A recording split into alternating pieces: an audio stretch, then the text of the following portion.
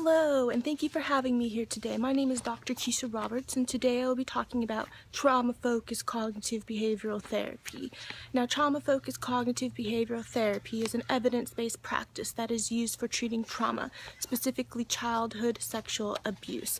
Now, one of the main techniques is called practice, and that is what I will be discussing today. So practice begins with P, psychoeducation and parenting skills. This psychoeducation begins during the first treatment session and continues throughout the entire process of treatment.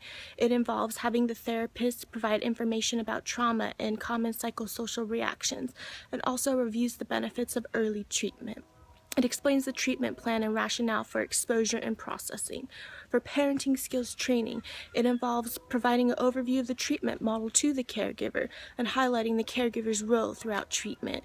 It also has a caregiver model healthy coping skills and also give praise to the children for their positive behavior and provide negative consequences for children with negative behaviors and that are acting out.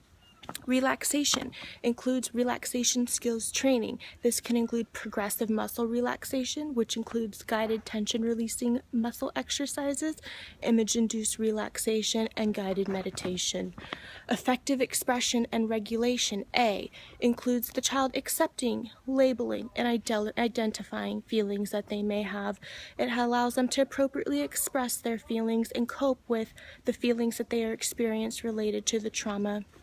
Cognitive coping, C, it allows for the child to examine the interrelationships of their thoughts, feelings, and behaviors. It allows the child to track their internal thoughts, and also has them do an exercise called the cognitive triangle, which includes feeling, actions, and thinking models.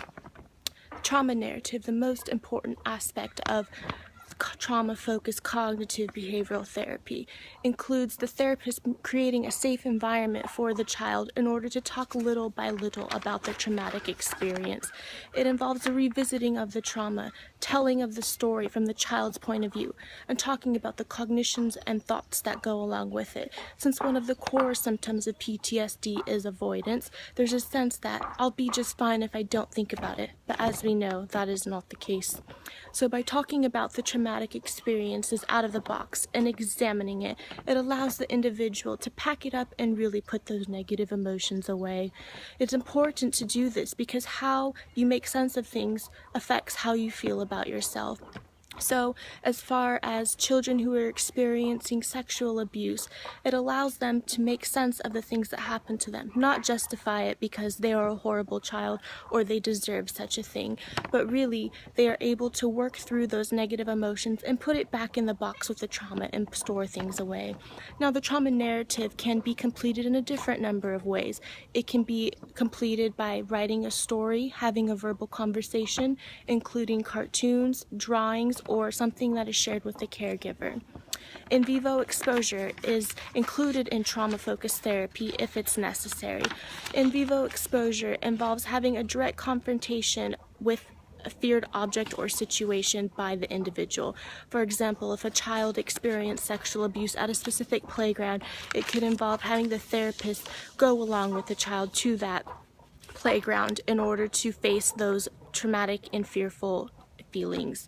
C stands for conjoint parent-child sessions, and this includes having facilitation of open communication between the parent and caregiver, sharing the trauma narrative so the parent understands how the child is feeling from the child's own words and from their point of view. It allows for gradual exposure and correcting any cognitive distortions and preparing for challenges and traumatic reminders.